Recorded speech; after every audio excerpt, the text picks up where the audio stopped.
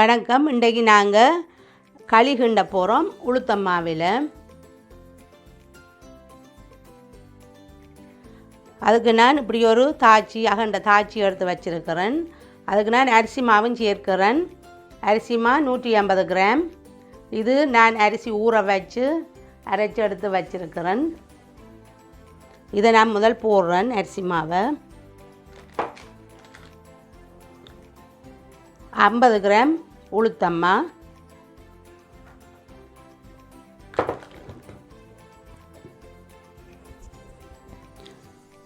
இதோட நான் ஒரு சிட்டிகை உப்பும் போடுறேன். இதோட நான் 2 சர்க்கரையும் போடுறேன்.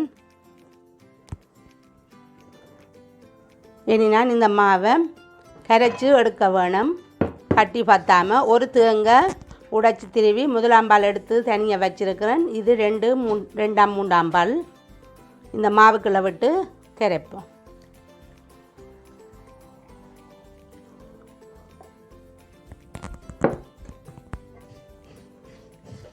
கட்டி பத்தாமல் கரைச்சி எடுக்கணும்.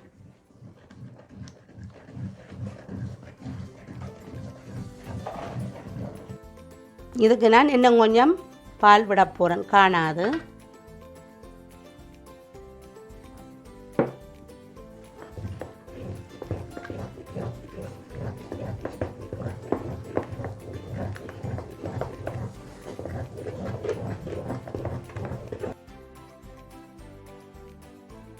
இப்படி கட்டி இல்லாமல் கரைச்சி எடுக்க வேணும். சர்க்கரையும் கரைஞ்சிட்டது. அதுக்குள்ளே கல் மண்ணுகள் ஒன்றும் இல்லை. அதால் தான் நான் முழுசாக அப்படியே போட்டேன். நான் இனி நாங்கள் அடுப்பில் வச்சு கிண்டத்து வாங்குவோம்.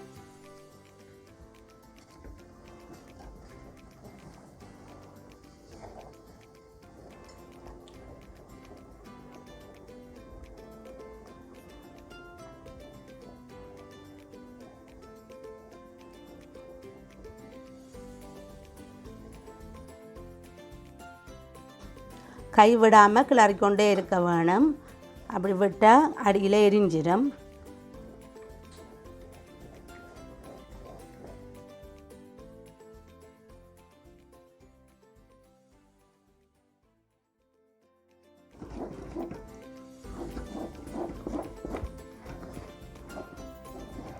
களி நல்லா எல்லாம் அவிஞ்சு வற்றி வந்துட்டது.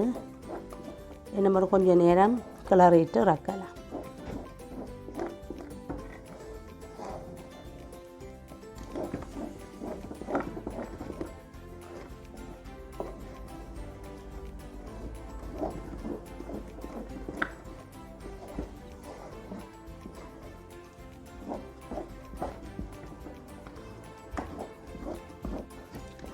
களி இப்போ கிண்டி முடிஞ்சது.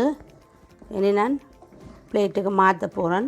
முதலாம்பால் அப்படியே இருக்குது. முதலாம்பால் சாப்பிடக்குள்ள தான் அதுக்கு மேலே களிக்கு மேலே விட்டுட்டு சாப்பிட்றது. இப்போ நான் இதுக்கு முதலாம்பால் எடுத்து வச்சேன்னா அந்த பாலையும் நான் இதுக்கு மேலே விடுறேன்.